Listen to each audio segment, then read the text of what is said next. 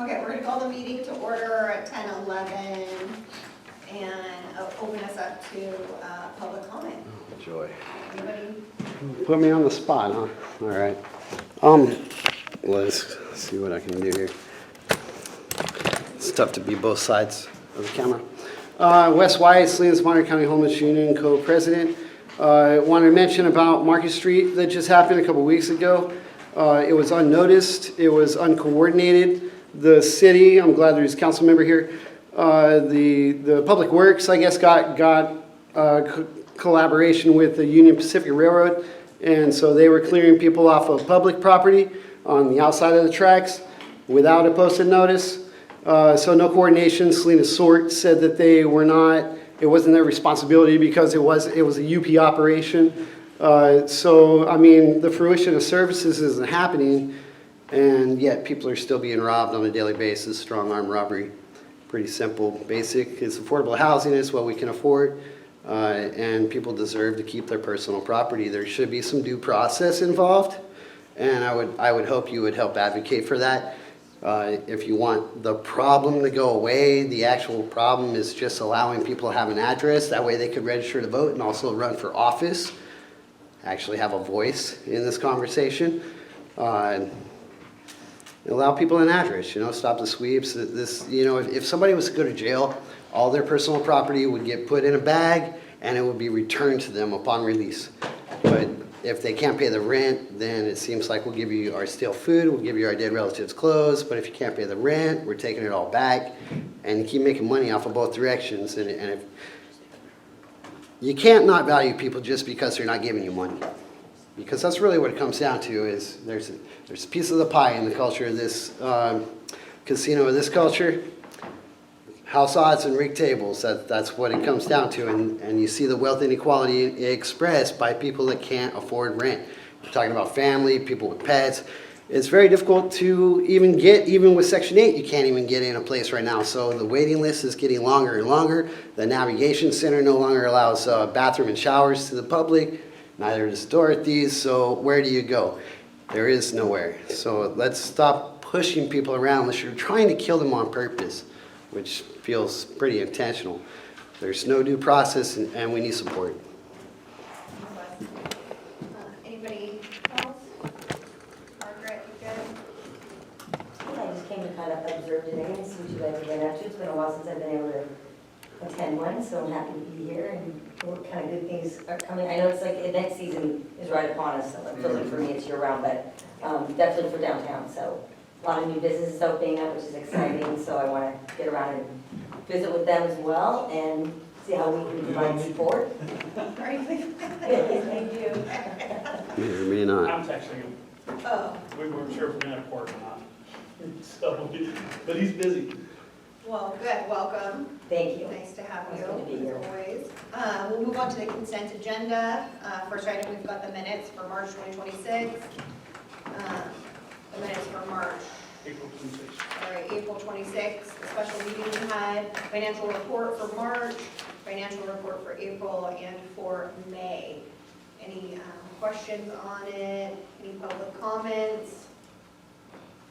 Okay, board questions or any deliberation? Looking at you, no? Okay. Do we have a motion out there? Motion to approve. Okay, we have a second. Second. All those in favor? Aye. Okay, motion carries. We'll move on down to our presentations. We'll skip all the way to the treasurer's report. Okay. Because we do cumulative presentation or financials, let's really focus on, I want to focus on March of 26th report, which I apologize, I don't understand why we only ever get these the day before meetings. I talked to her yesterday and, yeah. Because it would be nice to have a little bit of time. The thing that leaps out to me a little bit is that our cash balance is relatively, it's about $100,000+ less than it was this time last year. And if you look on this page,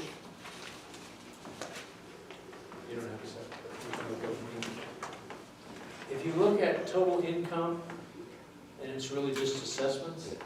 Well, the city used to automatically send us our assessments. And for whatever reason, because there was turnover, we don't know why yet, that hasn't happened. So we've now started pushing and say, hey, send us our cash.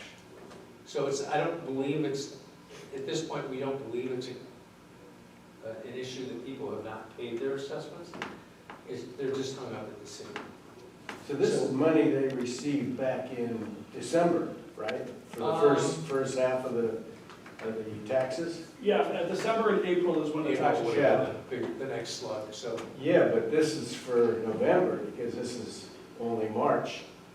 So you would only have things that had been That's paid right. at the, Right. yeah. Well, but this is not a, this is a, yeah, you're right. So they just aren't transmitting the funds to us. So it's not a, Is it just once a year, right? Or is it- oh, So there's- we don't know how much they received. no, we don't. This just but- shows what but- we got. But, you know, people are, historically in this town, people are pretty good about paying their property taxes. The only assessments we don't ever seem to get are the post office. And, Yeah. you know. They're never gonna pay. So that's really not a, it just leapt off the page at me. The other thing I will tell you is that even if we didn't get any more cash from the city, we have enough money to cover our fixed costs for about 6 months. So we would get to the end of the year now. We might have to curtail some of their activities that we do at the end of the year, but in a worst case scenario, because that's the business I was in for a long time, I led companies through their worst days, we can cover salaries to the end of the year with the cash we have on hand. So, but we wouldn't be able to do some of the programs that we would like to do at the end of the year. But again, I don't think that's the case at all. I think it's just a snafu over at the city, and apparently the person left who used to send us our cash. And We'll follow up on it. yeah, well, Yeah, Yeah. it's very strange. I can tell you that too, that's a long time to be holding How out. would the- yeah, why would let's save it- your bullets for. Makes no sense. Yeah, so question, so you're talking about the March 31st financials, where as of then, we hadn't received anything. Okay. And then, but what's happened since then? Nothing. Do we Then know April and if May, there's been any same. account April and May. same. activity? No revenue received? No Okay, revenue thank you. received. So in May, we didn't get anything, and that we would have gotten the April cash receipts, so. It's, It was like this last year too. So the money goes to the state first, County. county, or the county first. correct, And then the county disperses it. disperses it to the city. Right. And then the city, and we don't know who's at fault. It could be the county. Oh, we'll find out. We'll find Is it out. a direct pass-through from the county to the city? Mostly, I think it might be, I think it might be like a 1% admin fee or something like Something like that, that, for them, okay. like to do it, but Yeah. it's pretty much a pass-through, yeah. Okay. And the same thing from the city to us. I think the city takes a processing fee, Yeah. and that's about it. Okay. From an operations perspective, I mean, the only remarkable thing is we've been running a little short-staffed because we had some staff turnover. Our expenses are lower than we'd anticipated. We stayed on budget on all of our programs. So the financial statements are highly unremarkable, which is a good thing. Yeah. That's great. Perfect, well, thank you. Well, I did notice there's also, it looks like I saw, 98,000 in the checking account for the grants account. So I know that money is probably earmarked for certain things, or there's restrictions, There's limitations, restrictions on what we right? could use some of it Yeah. for. Is there, are we programmed any of that, or? What do you mean Right, programmed? well, I mean, are there projects that we're working on that are gonna utilize those funds right now? or Yeah, what's- definitely, and if you guys, if anybody else has projects or hopes and dreams, please share so that we can make some of them come true with some of the funds as well. But yes, we definitely do, so we've got, plenty of projects that will kind of cover a little bit more of DISI for the Okay, grants, oh, does that sound okay? All right, yeah, perfect. That's right. District coordinator? All right, I got a list. So, we've curtailed or not moved forward with the watch events on Main Street simply because of cost and lack of participation on some people. Ultimately, it came down to honestly cost, because it was every day that we would have done a public watch party, it would have been $10,000+ out of pocket. And the way the FIFA rules are set up is that you're not allowed to sponsor free events without a watch license from FIFA are not allowed to be sponsored. So that, right, I mean, because FIFA wants their sponsorship cut, right? So ultimately, this $10,000 would have had to come out of our pocket, and I would not be able to get sponsorships to defray the cost of a 20-foot LED screen, or security, or bathrooms, or whatever. I mean, I could have gotten donations, but I wouldn't have been able to allow a image of their, you know, Recognition. the recognition of whatever entity decided to throw down a pile of money to sponsor this. The screens themselves were $6,000 or $7,000 a day. Because they're in broad daylight, they have to be extremely bright, and extremely bright means extremely expensive. And then porta potties and security and yada, yada, yada, road closures. So it just unfortunately was not feasible, which is a real big bummer. So what we've done instead is we've reached out to all the businesses, and we're asking, what are you doing for World Cup? And it's only 2 people have responded to us. So we're trying to tell people where all the local watch parties are, but we can't, because we don't know. Well, you're presuming that there are local watch parties. Yeah. Well, but All the bar and restaurant owners I've talked to have said, it's a non-event for us, it's not a soccer bar. so weird. No, Yeah. So, I mean, I hear you, but. I just got some emails from the San Jose Improvement Association, and their San Pedro Square is completely maxed out in soccer paraphernalia, and they're going to have giant watch parties. But they have a much larger downtown association, and they can probably soak up the costs associated with that. So, but for us, unfortunately, we are relegated to just asking what merchants are doing and how can we promote you. And like I said, so far 2 people have told us. Who are those 2 people? Portobello's, and I got a verbal from Excel, but nothing like written. So, and then let's see, you may or may not be aware, but Farmers Market is changing hands from the Old Town Salinas Foundation to the Salinas Valley Chamber of Commerce Foundation, effective July 1? 1st. Yeah, July 1. So that's a pretty big change. Colleen is pretty awesome, and I'm sure they got a pretty good handle on it. But as far as I know, the status quo is being maintained for the foreseeable future until more outreach is done regarding date, time, location, vendor, who's going to be there, et cetera, et cetera. So just because it's changing hands doesn't mean the sky is falling and everything's going to change right away. So that's the way I understand it. Did they talk anything about the EBT, or?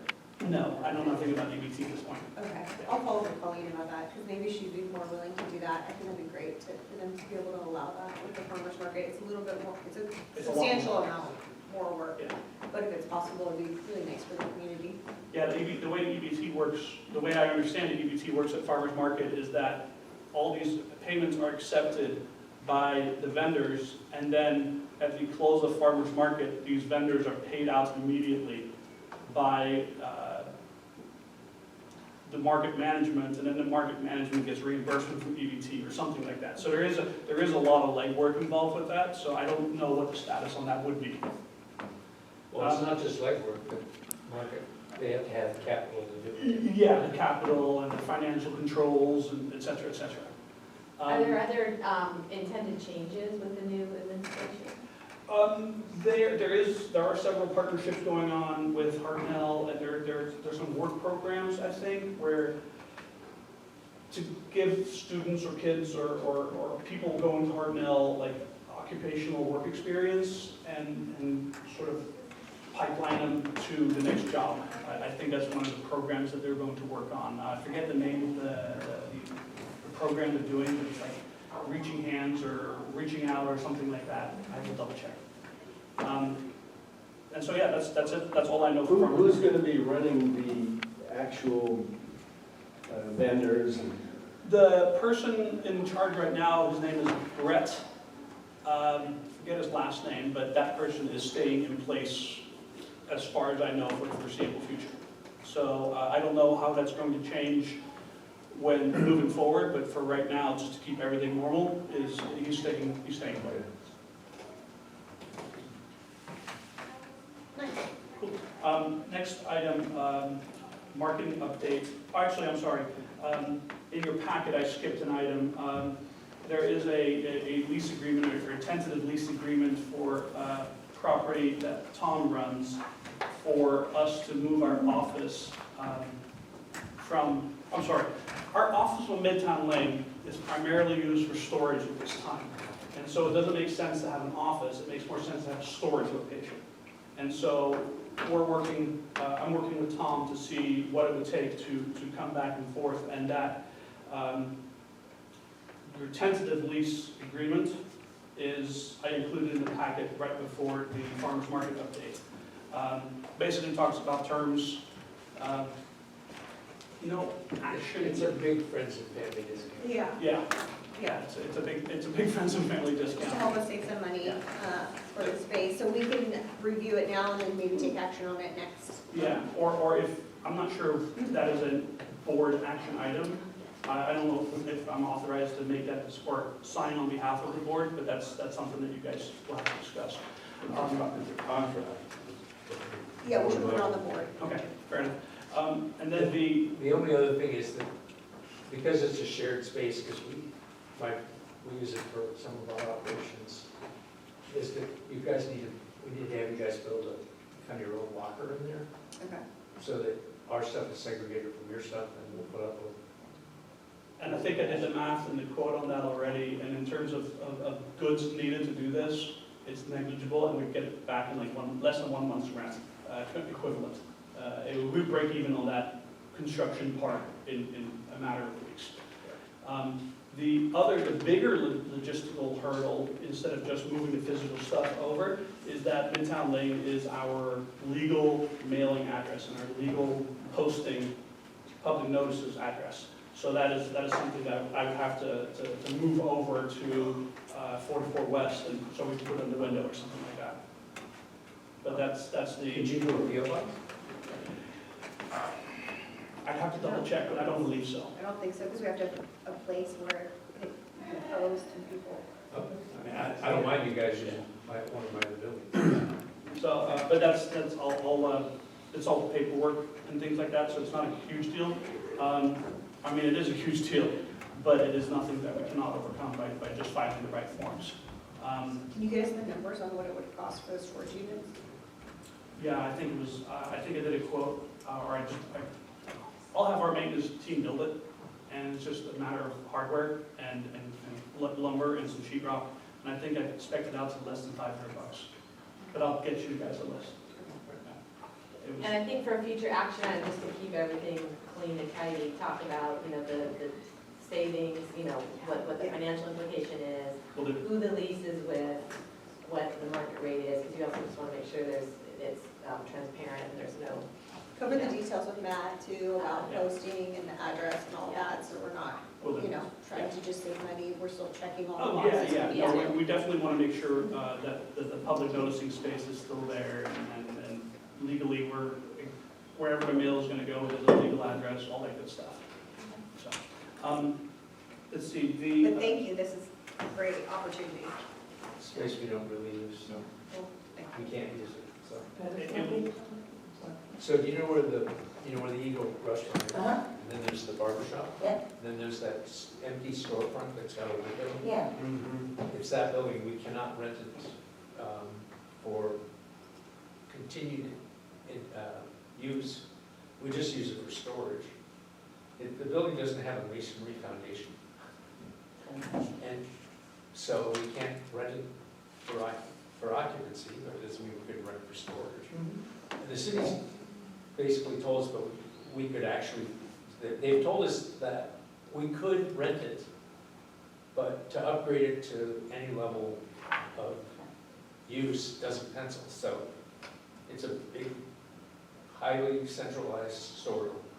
It is very, very convenient Sounds for us. perfect. Did you Exactly.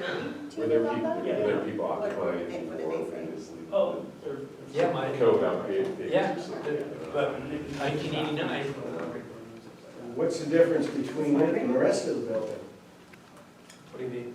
Oh, When you say Well- it doesn't have a foundation Yeah. or whatever. well, that, because it's, they're like little bowling alleys along there. And that building was put up long, long ago, Yeah. and it's wood on dirt. So infill. Yeah, They probably just put a roof over an alley. they might have, well, no, it's actually separate walls. Ah, okay. But everybody else has a masonry I foundation. got you. Just that one, After the farmer's market update, Colleen sent me a message. There is a huge art exhibit coming to Salinas. I'm gonna butcher it, but it's the abrijas, like the spirit animals. And one of them, or some of them, are going to be located at the Steinbeck, or the 1 Main Street Steinbeck Center, National Steinbeck Center, right in front. So that's going to be a pretty cool installation. I think there's going to be another one in front of Star Market, a few in North Salinas, and it's a traveling exhibit, and I guess they're going to be here for about a month and a half. So, yeah, it'll be It's a really neat. big deal, that is, Yeah. we are very lucky to Yeah. have Colleen be connected, because, And I think they're just cool as heck. Yeah. So that's part of your agenda packet, if you guys want to look through the slides of that slide deck.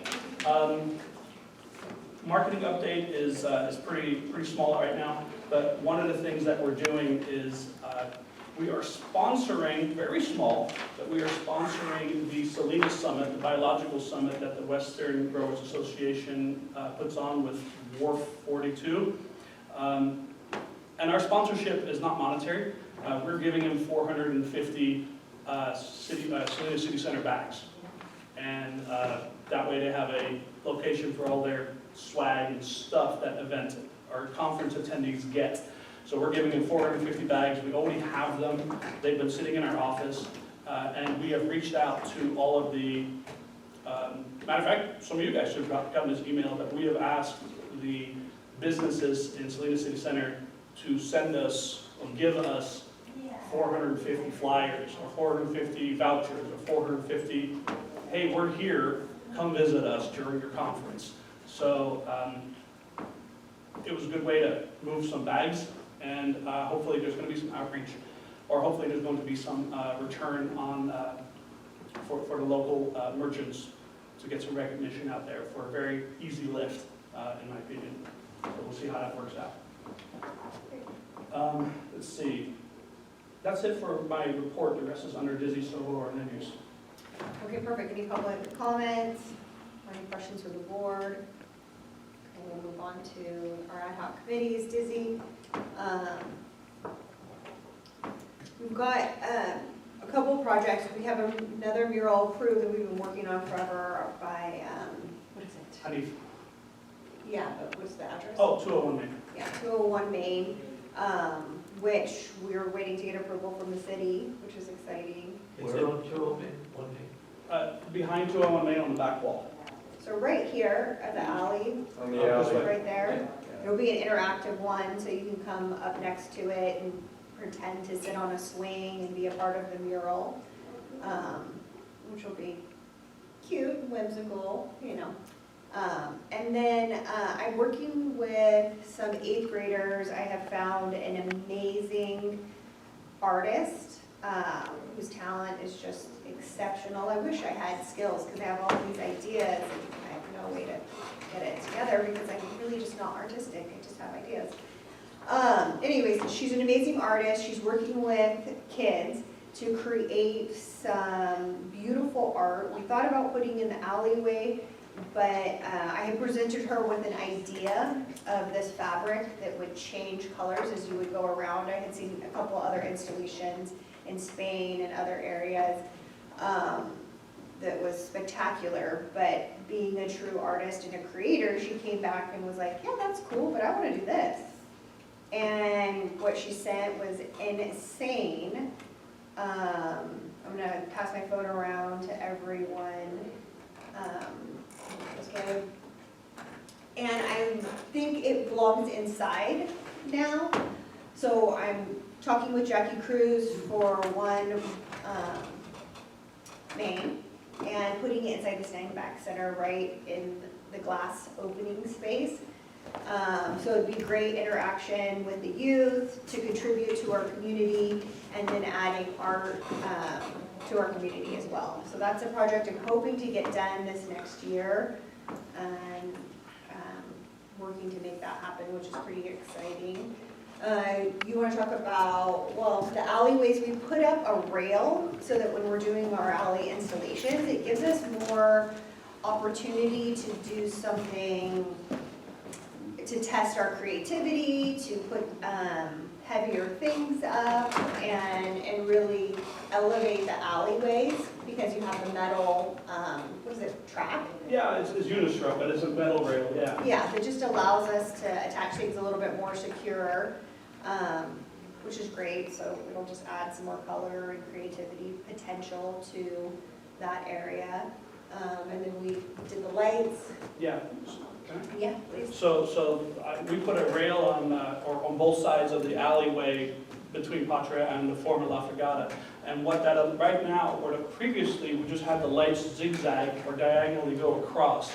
And that process of installation, anytime we wanted to add new things, it was very laborious, also kind of expensive, but it forced the installer to take the entire light array down, zip tie or whatever he has for decorations, flags, tinsel, et cetera, and then put up the whole thing again.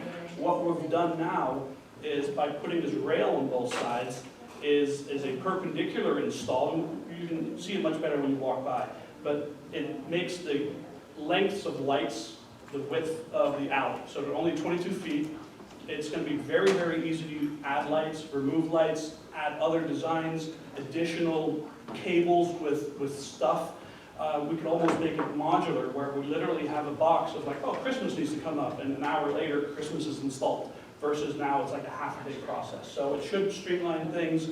The lights up there they're not interactive, but they're smart lights, so they can change colors, they can put patterns on there, different themes of lighting, and so that's all part of it. So it's almost like a smart alleyway. By adding, right now the lights are going to be set at every 8 feet. We could add more lights, put them every 4 feet, or we can add installations in between every 8 feet. So every 4 feet there's a light, an installation, light, installation, and it'll become a very, literally the guy would have to get on the ladder and go hook, hook, and he's done. There is no other work involved. So in theory, our $2,000 or $2,500 install fee for doing whatever change out we're doing It saves some money. should save a lot of money. And this was paid out of grant funds, so an alley lighting upgrade. And depending on how this one works out, we probably want to, I want to contact Monica that owns the Glass House building and do the same thing over there. So it becomes much more, it's quicker install, faster to do things. We can change things out and have blinky lights instead of just white lights. Yeah. You want to share what's going on with the arch lights? Sure. So you and I, we had, and your engineers, I forget their names. Yeah. So Martine, that's it. So right now, okay, so the arch was installed in 2020, right? And they put in plain white lights. Sometime after 2020, the city, and I don't know whose request it was or where it came from, but ultimately the city put in different kind of lights that were Wi-Fi controllable. And for about 12 months, maybe 24 if you're lucky, these lights were controllable, where we could change colors for Relay for Life, Pride, Christmas, whatever. We could make these light bulbs do whatever we wanted to. But since then, for the last at least year, these light bulbs on Wi-Fi have become unresponsive. They don't listen to me anymore. So lights turn on and they stay white, and that's it. Long-term solution is a wired professional level system, and that's what we were at a conference called for, to see what it would take to do that. and what it would cost to do that. So that, I think the ball is in their court right now, waiting for like a dollar amount. So here's how I remember it, is that a lot of research on various bulbs, replacing bulbs, you know, they're bulbs that do that, but they're not compatible with that fixture. So you'd have to change 82 light fixtures for well into the six figures to do that. But there is a suggestion from the electrical engineer that there are little strip lights, you know, that could be wired, and we were looking at potentially putting them inside the letters, you know, if they can be discreetly mounted. And my last recollection is they were going to give you a spec, and you were going to buy it. I have And not received that. I was going to try it out, because I've got a sample letter in my office, and see if that, Only you would have a sample letter. Which oh, one that's is part of it? the contract document, they gotta send me a, you know, mock-up. Full size, I have a full-size eye. Well, I'll know who to go to when I need to buy a vowel. But I do not have that yet. Okay. So I've not received a spec to try and test. So it's a couple $100 or something, you could get a little bit of plug-in thing with the controls and a strip, and we could play with the sample I have and do that with it. And change it and see how it would look under different lighting conditions, et cetera, et cetera. What this would also do is we would take the existing dud bulbs and replace them with original plain white, put them on dimmer if there's an event going on, and we dim the lights as needed. And whatever this retrofit or installation would be, it would be a hardwired solution and not prone to interference from radio signals or Wi-Fi signals. Yeah. The alternate solution, wired is the best. Let's just start with that. Wired pro installation is the best. The alternate solution would be to, again, put in a different flavor of Wi-Fi style bulb and try that for a while until they break, and then we have to do it again. It's rinse and repeat. But the problem is you probably want to do all of them at once. Replacing one-off bulbs is then you deal with different disparate systems, and it's going to turn into a mess. So ultimately, the best solution is a wired, always going to work, click, it's on solution. And that's up to you, you guys to decide how you want to pursue that and how to allocate funds for that. Get an AMX or whatever style wired solution so that it just works. And for the next 10, 15, 20 years, it just turns on. So let's assume that your old style LED strip light works. When do you guys have any, do you have any idea when you, because we have this event for Relay for Life, August 20th. Not gonna happen. Now, when a physical installation will not Can happen. we buy, how many light bulbs would we have to buy? 76, Just I put think. purple bulbs in there. I think about 76, give or take. Could we do that? You can, but I understand that there's in the frequency makes it difficult to control. I guess there's a lot of competition in that band. Yeah, so the current So you bulb, couldn't just put a bulb in there and turn them on? sort of. So the current bulb in there is, I'm sorry, I don't want to go too deep into the nerding here, but the current bulb is a Wi-Fi 2.4 gigahertz, Right. 802.11b. It's a very crowded. And there's only 3 frequencies that are used there, or can be used there. So of those 3 frequencies, there's enough chattering around that they conflict and nothing listens. They're just basically like, whatever, there's too much information going on, I'm not listening to you, for whatever reason.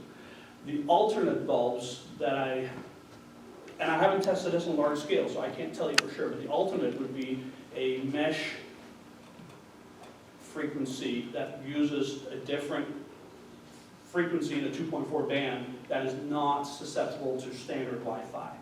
But I don't know how long it will last, and I don't know how well it will work with 76 bulbs in there. But you have 76 bulbs now that come on every night. Yes. So if you just got a purple bulb, and then just plain devil's advocate, have we tried just a plain purple bulb to see if it would turn on? I mean, I don't see why, if you find a purple bulb, that's that form factor. You know, But it's I- also the somewhat- amount too, We right? need Because 76 wouldn't that of them. have, Yes. even if you just did one, you go, yay, I'm great. Then when you put the 76, you may run into, Totally understand the risk, And, but and it's potentially, huge for us, for our market, yeah, to have that thing purple, because it's painted down purple. so if it's a physical install, I've never physically installed a bulb. Right. So I don't know whether there's screw lenses on there or how they are, it's just labor, whatever. Well, that's all. you've also got to shut down the street, you know, you got to get an encroachment permit from the city, probably going to want to do it themselves. And I think Dave Jacobs did it in the first place, it worked for a while. Yeah. So maybe, you know, we can prevail on just him try. to do a change out and say you need to update them, see what happens. I mean, we can buy the bulbs and say, hey, city, install these, please. Oh, or we can buy those for the ones. Or whatever, yeah. And the controller that I'm using for the lights in the alley is compatible with the bulbs that we would put up there, if they're color changing bulbs. So it would just be part of that system. And then I can say, hey, those bulbs turn on. I've never actually looked for just a plain colored bulb, like, hey, I want purple. And I don't think we need to do 76 of them, I think you can just do the letters. So 50 bulbs of just the letters. Well, let's We'll try let's it. keep our Let mind me look. open, because it's very important to us. We are a nationally successful event, and it really changes the ambiance for all of our videos. What's the date of the event? Well, the first Paint the Town Purple is August 20th. By the way, you're not the only ones with bulb problems, because the Taylor Building system for Yeah. lighting the building up purple is gone. That will work So- too. So then what you're proposing is a manual change out, put in purple bulbs, but then you also have to pay.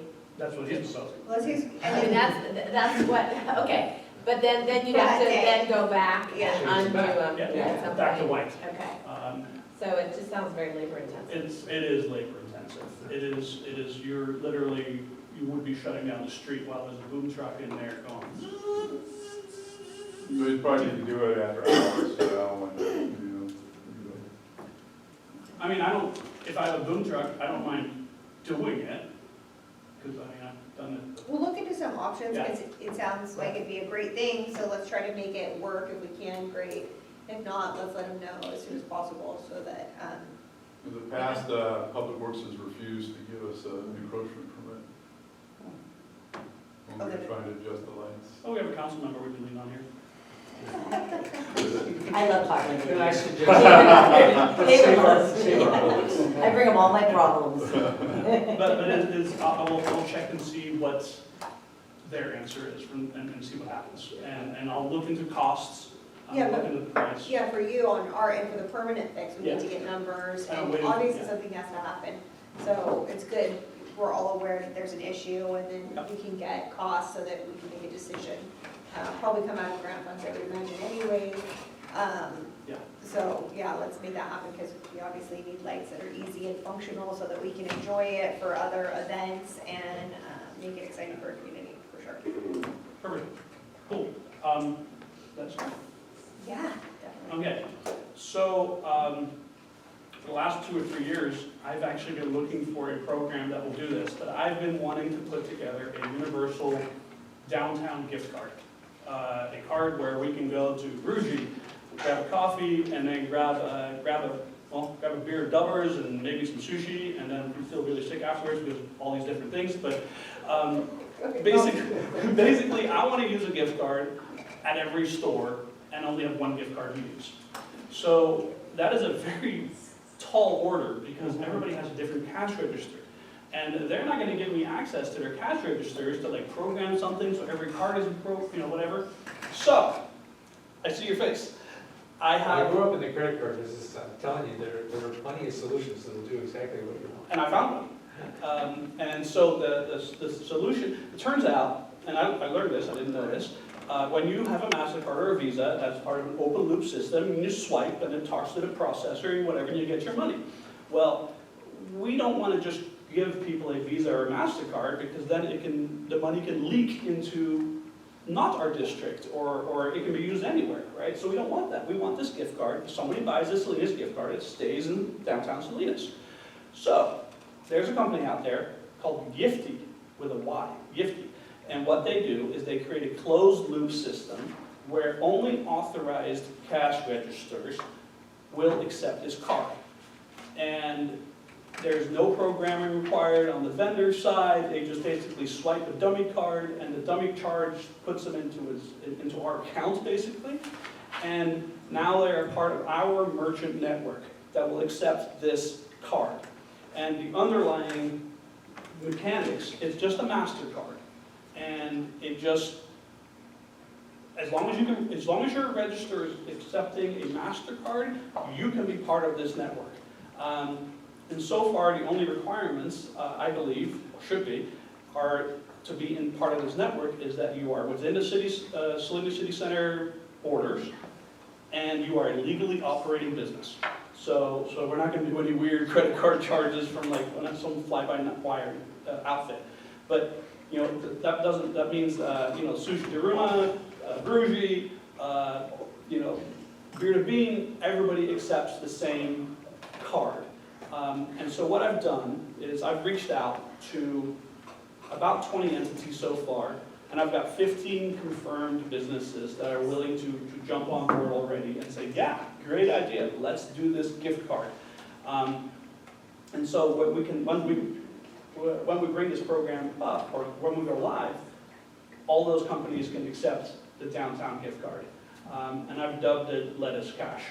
At this point. It's actually a really cute little card. Yeah. So we have a Lettuce Cash card, and the cool thing, or the interesting thing about it, is when you go to Target, for example, and you buy a Visa or MasterCard gift card, there's an activation fee, right? Because now you're paying for the right to use a MasterCard. Well, this company still has to make money, so that fee still exists. However, I don't want to do that to our merchants downtown. I want to say, if you're going out and buying a gift card for $100, it's $100. I don't want it to be 110. So we are preceding this account to pay for any of the activation charges to keep the dollars local. So that becomes a non-issue. So it's $100, it's $100. The other really cool thing, there's two really cool things, is that we can also directly infuse economic development money into this by running a buy one get one free style card. And I got this idea from San Jose, but lots of other cities around the country are using this program. But during special shopping events, if you want to come down here and buy a Lettuce Cash card for $100, hey, thanks for coming downtown. Here's an extra 25, or here's an extra 50, or whatever we decide is appropriate, and we can give people the extra $50 to pump into our local vendors. And again, legal business inside our district, that's all we care about, right? We want to infuse our district with money and give them lots of opportunities to use a singular card. The second thing that's really neat, and I think this is probably what's going to make the system, is that there are corporate buys. So I can go to large, or even, it doesn't even have to be large, it could be any entity that wants to stuff a goodie bag or their employee gift appreciation card or whatever. What do you do now? You go to Starbucks or you go to Target and you buy a gift card for, hey, here's 20 bucks, thanks for doing a good job or whatever, right? Why don't they use a Lettuce Cash card? Why don't you give your employees a downtown gift card? By the way, you can use it at 20 different locations. It's not going to go to Starbucks and go to somewhere else. And let them pick the store they want to go to. So it allows the entity or the corporation or the business to show staff appreciation and do bulk buys of these cards, where the activation fee is waived, by the way, and push more money into downtown. So on the marketing side, this program or this company or Gifty creates a portal. The gift card is purchasable online. Unfortunately, it is tap to pay only, so it has to reside on your phone.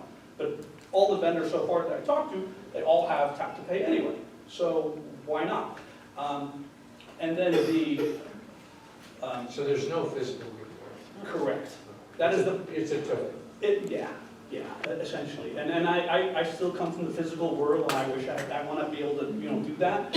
But at the same time, That's expensive. it is And expensive. they're hackable. Yes, and And you lose them. I don't know, and that's the other thing. If you do lose your card, you can log into your account and get your card back. And it shows you how much is on your card, on the wallet app. It tells you all these cool things. But the businesses themselves, not only are they on the web page where we say, all of these businesses accept Lettuce Cash, they can make their own specials. So I talked to Otto from Otto's Bread, and I'm like, hey dude, when is your slowest day? He's like, well, Thursday afternoon. I'm like, okay, great. You could log in and say, if you use your Lettuce Cash card on a Thursday afternoon to buy something, you will get a loaf of bread half off, or whatever your special is. And so it creates that additional incentive to get that little bonus to use the card. If we had more time and or money, I could stuff these goodie bags that we're giving to Salinas Biologicals and stuff them with a $20 gift card. And you're wondering, like, why would I throw $20 away in a gift card that may not be used? The corporate buys, or some of the corporate programs, allow you to put expiration date on there. So if I have a $20 gift card that I've stuffed into this bag, well, the deadline is the end of the month. If you don't use it by the end of the month, that gift card disappears because you're obviously not using it because you're not here for the conference anymore. So the corporation or the business that sponsors these cards gets their money back. So it becomes a very low risk thing to stuff all of these goodie bags, employment appreciation bags, whatever, with these cards, that obviously the goal is for them to use these cards, but if they don't use them, it's not like you're throwing 20 bucks in the trash. So, yeah. It's not a sponsored card, but on a regular card, let's say I went online and bought it, Same That's thing. my question. That who gets the breakage? What do you mean breakage? Breakage leftover, is when I don't ever use the, let's say I went and had sushi for 25 bucks, Yeah. I have $75 on my card. So gift cards, the way I understand it, gift cards are not allowed to expire in California, right? They're not allowed to expire, but if I abandon them, I die. It at stays- some it point, stays on the card. there's cash there that the credit card company receives Right. back unless it's set up Well, elsewhere. Yeah. Yeah, and the question is who gets it? My guess is in California, it goes back to the state as abandoned property, I don't know. but we should understand what happens. I will double check that. Well, and can they put the same requirements on it too, that if this person doesn't use it within, 6 months, it goes, or a year, it goes back to them? There are some rules, and I don't know verbatim, but there are some rules that there is a management fee after 12 months of inactivity for X amount of dollars, but it follows the California laws. So whatever California says, that this company is doing, they're based in California, so, but on the BOGO cards and the corporate cards, you can set a limit of usage and things like that, because it is not a gift card, it is a voucher. There's a distinction, and apparently the gift card law that they cannot expire is not part of that. So,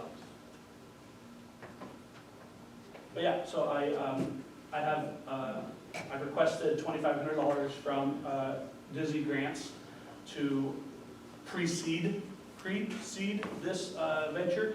$1,000 I'm allocating towards any activation charges for any of these cards. So basically, for now, the first 200 people that buy a card or so will not have any activation charges. And depending on the success of this, we continue or we discontinue.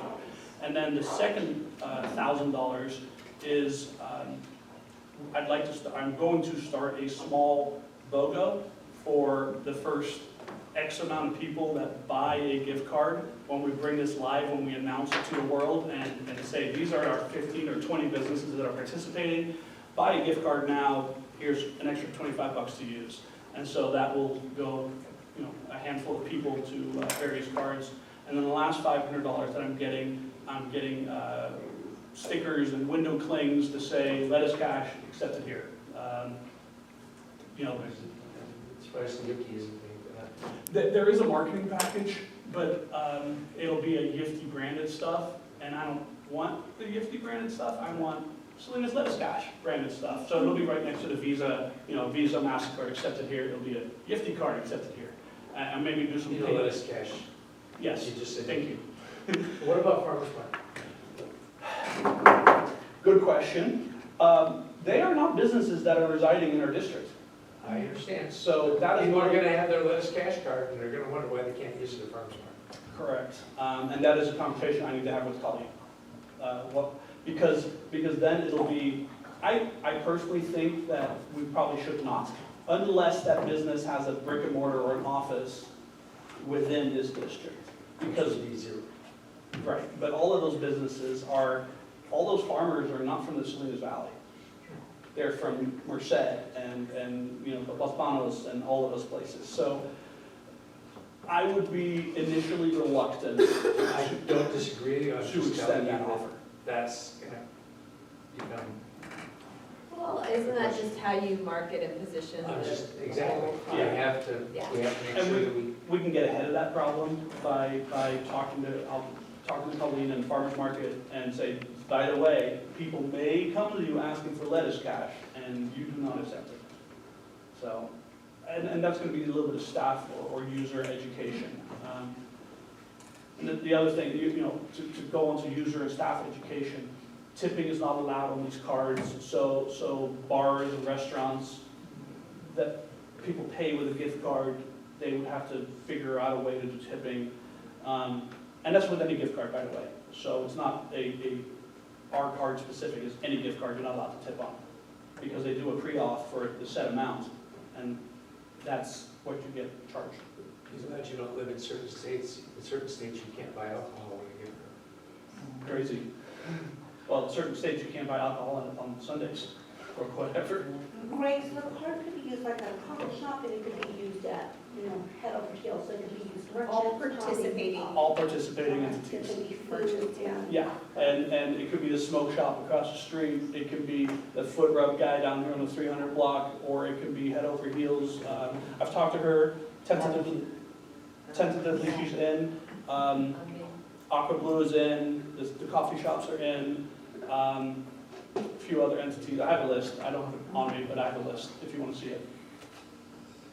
So hopefully that list grows as it moves forward. Yeah. But I think tackling some of the larger businesses that do gift cards and employee appreciation gifts, I think would be a big lift, because otherwise that just goes to generally, Market.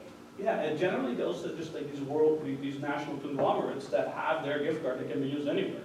So let's keep it local, let's keep it here. Don't forget the largest employer in downtown owns their own Starbucks. I know. I actually not approached them, but I did approach, Casona is in, Portobello's I think is in, Krasniki's running all over the place. Gifts on the Go is in, I have an appointment set with Vintage Blossom, so I don't know whether they're in or not. So the majority of that building is gonna be in, but I have not talked to the actual Starbucks. Good luck with that. Yeah, I know. What is like the downside of not being in, like, this? I mean, why would something not opt to be in, you know? So I talked to a local children's theatrical entity, and they don't want to be in right now. And she said it could be subject to change, but right now, the way they hand out their tickets and the way they do some of the things, it doesn't make sense for them right now. There's no cost. Right, but it also does add, like, hey, what is this lettuce cash? What is this? So there's staff education and things like that. But what I can do on our end is I can run reports, and I can see and how much money was spent and where it was spent. I can't see what it was spent on, but if you know, Bruges, whatever, makes a killing, and I can see, oh, dude, you had $10,000 worth of gift cards spent here, and zero over here. So why is that? What are we doing wrong? And honestly, it's a great report that we can show to the city that we're trying to do economic stimulus. So. And if it becomes popular, people, right, and people will be walking in and say, hey, why can't I use my lettuce cash here? And that's And then what they'll I, make an when I talked to adjustment. Heather, it was basically like, hey, what if you have 20 or 30 people or 50 people come by and say, why can't I use this? Well, they'll offset it. And that's why I wanted to get like 15 or 20 businesses on board to create that initial level of FOMO, fear of missing out, and hopefully get more people. But I've seen this program enacted in districts with as few as 5 businesses. And then I've seen it with 50 or 100 businesses. So I don't personally see the negative. The only negatives I see are there's no physical card and you have to buy it online. So, but depending on who your demographic you're talking to, that may or may not be a big deal. We'll give it a try, and either works or doesn't, and then we can keep going or you change. So, Yeah. I think we're good on DISI? I think so. Okay. Are you doing SOBO for me? Yeah. Oh, Yeah. excuse me, I It's forgot SOBO's here. quick, it's just an update. The SOBO, as you know, our previous employee left for greener pastures, which we highly encourage. Well, I mean, within reason, right? I mean, good for the guy that he got a better job.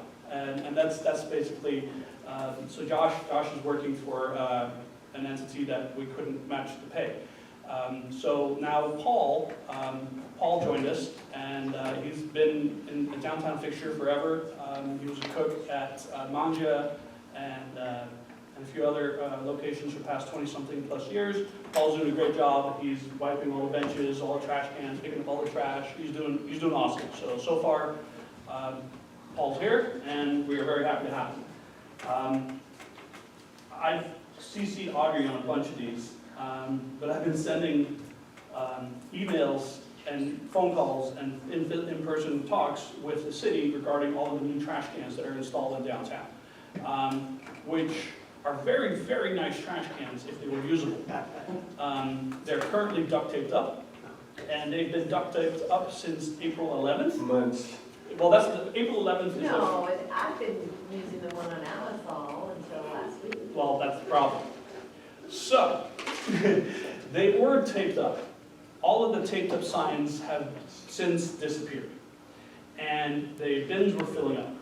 And the problem is Republic Services will not service these bins because they are not automatically liftable. The bins that are part of the big belly, it's a big belly bin, that's what they're called. They're very flimsy, very small, and basically the pinchers will crush them. So, and it's a workers' comp thing for Republic to now have the manual lifting of the bin, which is, I get it, understandable. So, I've been asking the city to make all 10, 15 locations of these bins part of the Public Works cleanup schedule, whatever it is. And they are saying no. And they say these bins are out of order. I'm like, well, that's very nice for you to say, but they've been out of order for 2+ months now. And that is, to be quite honest, unacceptable. And Where do they come from? the city. So they installed bins that they can't maintain, and do they have a plan to fix that? Yes. They bought them, right? Bless you. Allegedly, next Tuesday, compatible bins will arrive that are compatible with the pincher thing from Republic where they can go join them into the back of the trucks.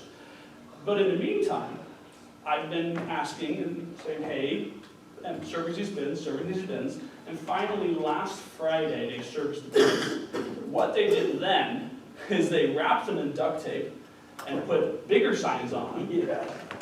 And since then, Give it a neighbor. yeah, so 3 days later, I walked by some bins on Salinas Street, and the signage was gone. Half of the wrap was torn off because of the duct tape, and the bin was overflowing.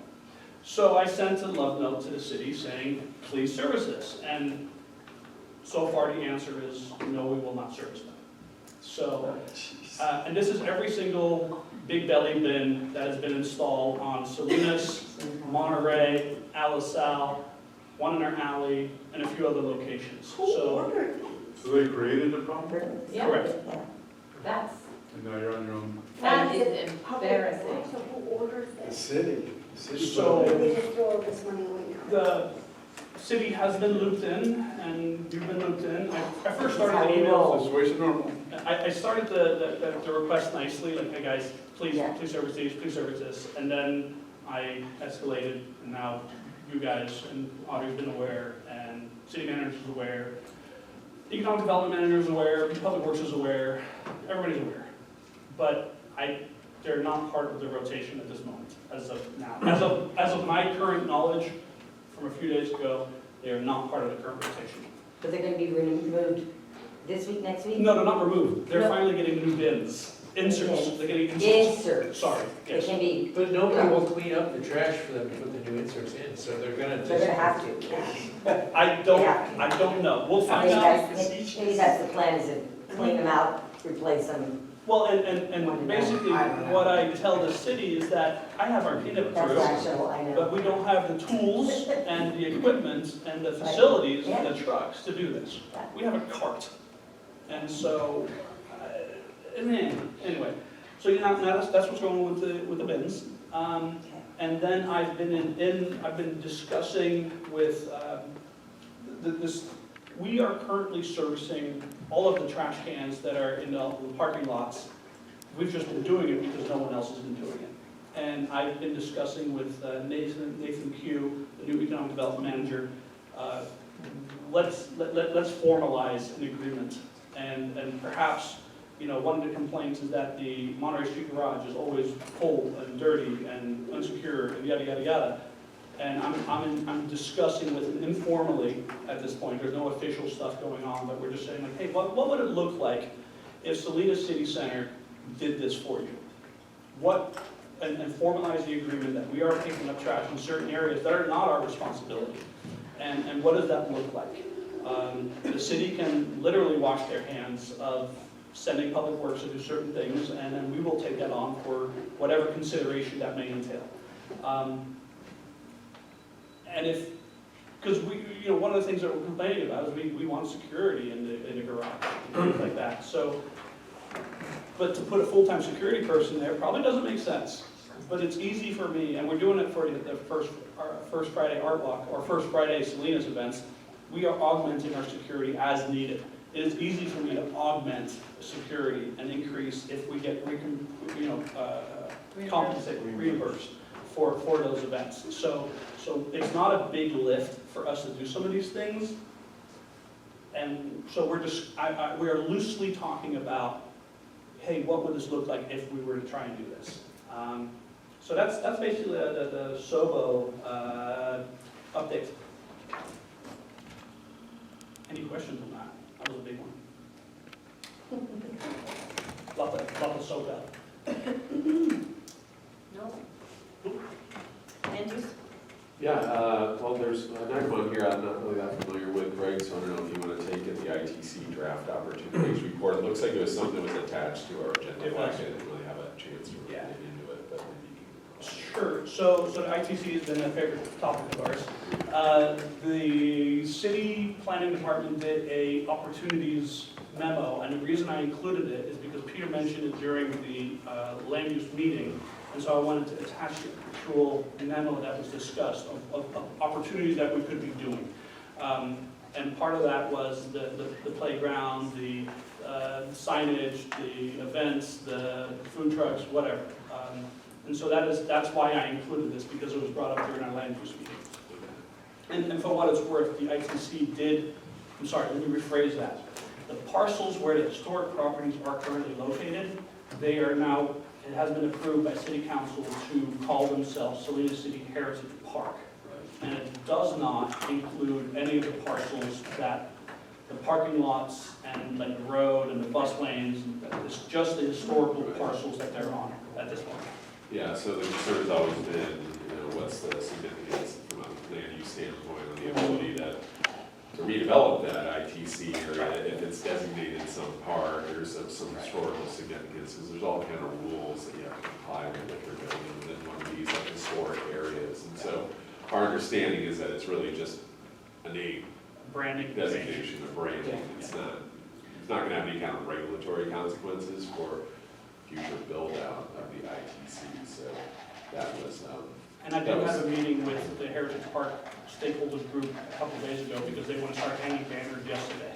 Yeah, So just as, for a comment, this opportunities memo from the city is absolutely stunning and an unserious document, totally ungrounded by the vibrancy plan of the city and the EDE. And the ITC has been frustrated, the Heritage Park people have been frustrated for almost 2 years because they do something and the community development has intervened and said we have to do a master plan. So they hired somebody called Harris that never finished their contract. And so they put this together absolutely uninformed by any previous city documentation or any of the opportunities embodied in the vibrancy plan. So this is what our purpose is. The city community development has no idea, apparently, what the community wants. And this is one of the reasons Spark was created, because we are so disappointed with these public agencies making huge decisions that affect the entire community with no regard for the effect on the community. So one of the things that has happened is that the Heritage Park people have asked me to do a vision plan. Sam Farr called me up, he's on the committee. And so we've started to look at something that is grounded in the vibrancy plan. And for those of you who might not remember or haven't consulted it recently, it includes this. You can see it afterwards, but this is Baton Park, where Market Street goes in an underpass. The entire ITC gets connected on grade with downtown. The focus is transit-oriented development, economic development, connectivity. They do say these things. They refer to it and then they ignore it. So just to give you some idea about some of the visions that are coming out of this, you probably can't see this, you can pass it around.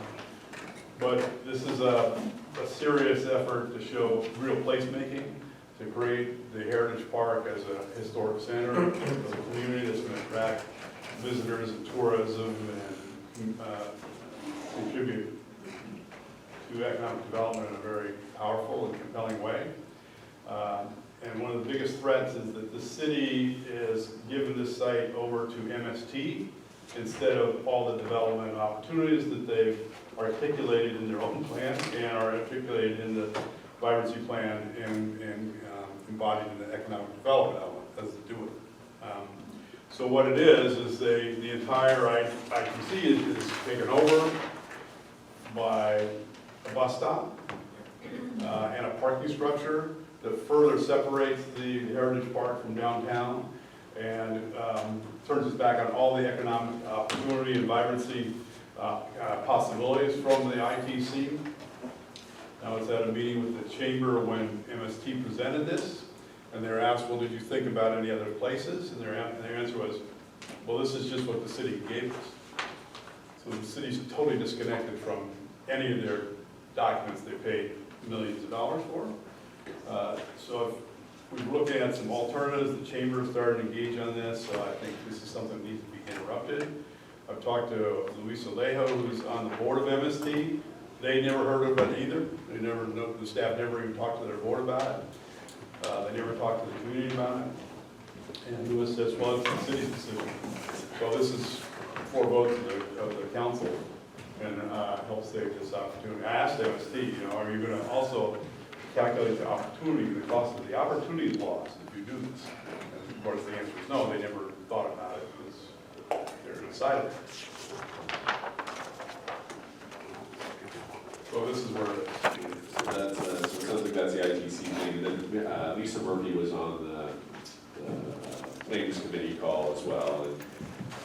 And apparently there was a stakeholder meeting with the chamber and with Peter and with people regarding the economic development element, which has been an element of the general plan for many, many years. And it sounds like it's part of the general plan update process. Staff has their own ideas of what that economic development element should include. And so we asked Lisa, or at the stakeholder meeting, and I wasn't there, so Peter can probably do a better recap than I can, but just paraphrasing what Peter has said, there were statements made by Lisa Clinton, correct, about going back to the EDE, and it was unclear, are they gonna go back to the original EDE with some changes that the stakeholder group requested, or are they gonna go back to, was it like a 6-page document or something that staff had prepared and proposed to be the EDE? So it's sort of like blowing up like a real significant effort that was undertaken.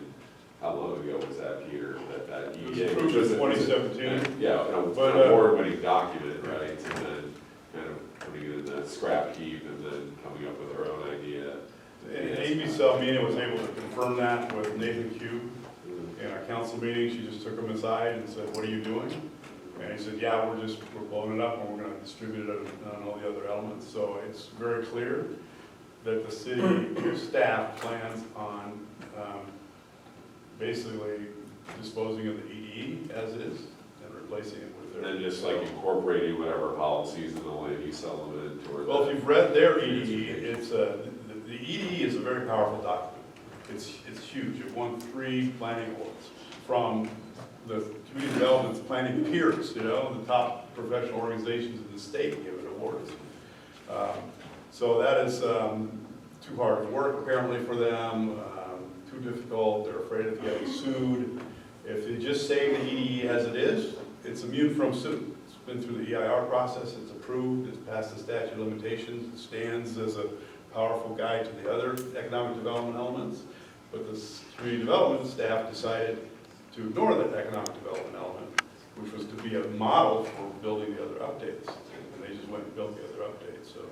So as a result of that conversation, and there were questions that we asked Lisa, and that she said, well, why don't you put them in writing and I'll run them by the staff internally and we'll get back to you. And so that led to an email that went out from Peter on, I think it was Friday, right? That kind of laid out some questions, just trying to understand and get some confirmation from staff in writing, like what's your position, what do you plan on doing? So we're waiting for a response to that email. I haven't seen anything yet.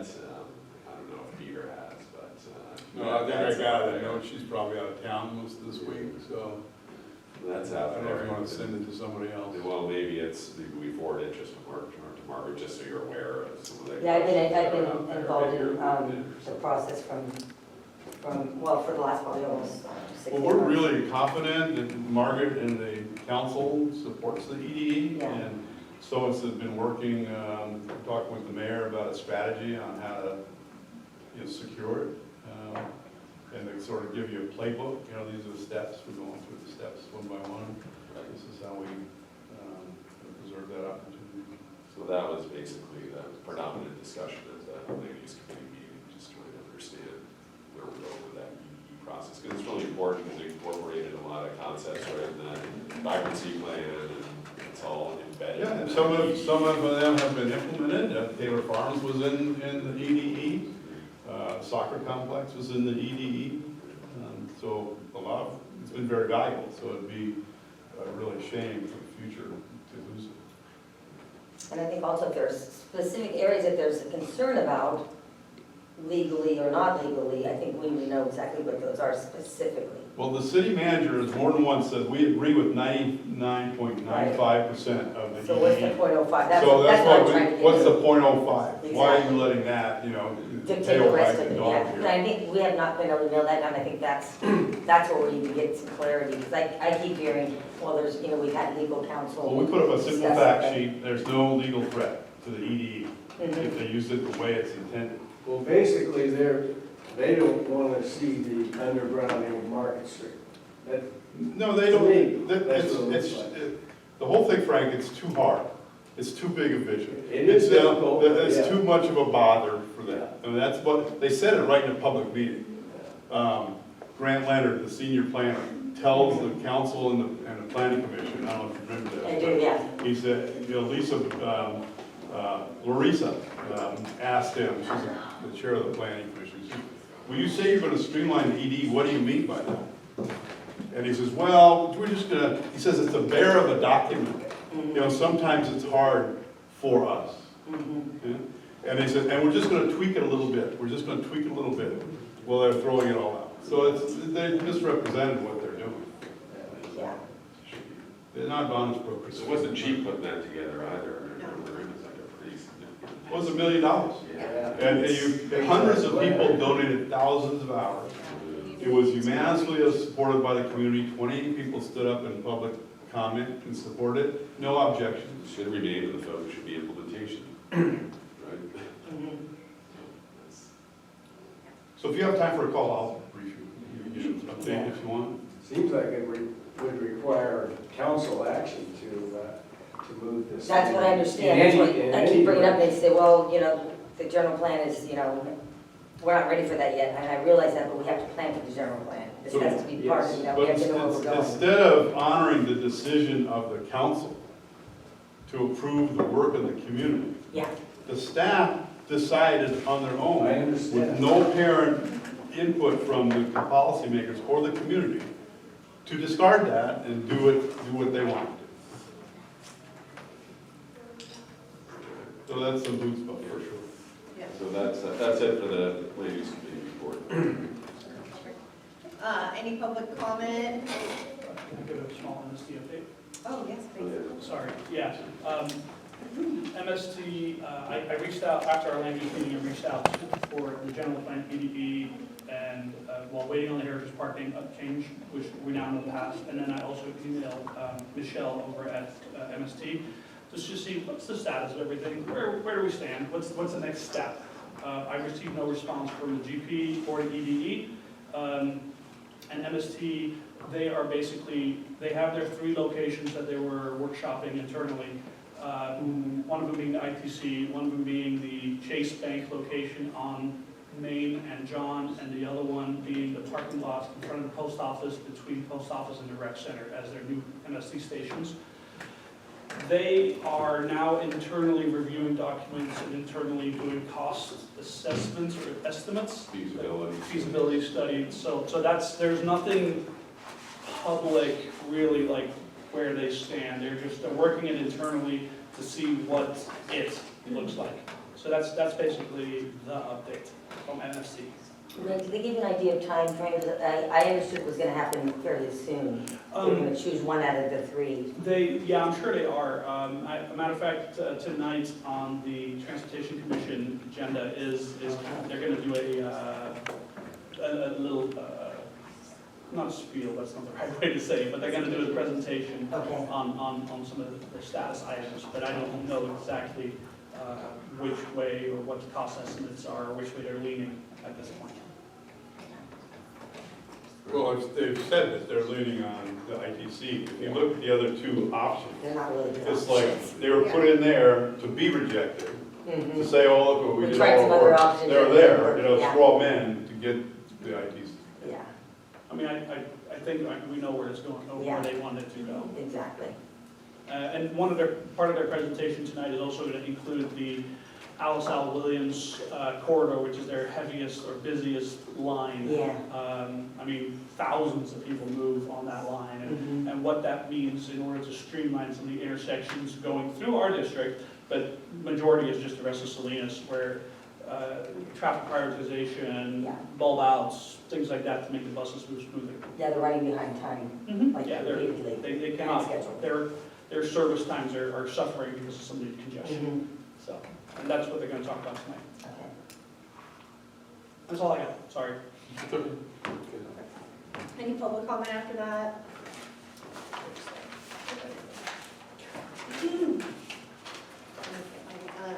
Perfect. Okay, so we're going to move on to our action items. Do you want to go over the letter? There's nothing, that needs to be That's a struck. mistake. Oh, okay, so there's no action items. Yeah, that was on my draft, and I thought I put a new document in there to put in PDF. and it's- Okay, good, because I was like, oh, I There don't know is- where that letter is. Exactly, there is no supporting information. There is no letter of support regarding any economic development allocation or anything at this time. Okay, perfect. So, no further comments, no board deliberation. We are adjourned.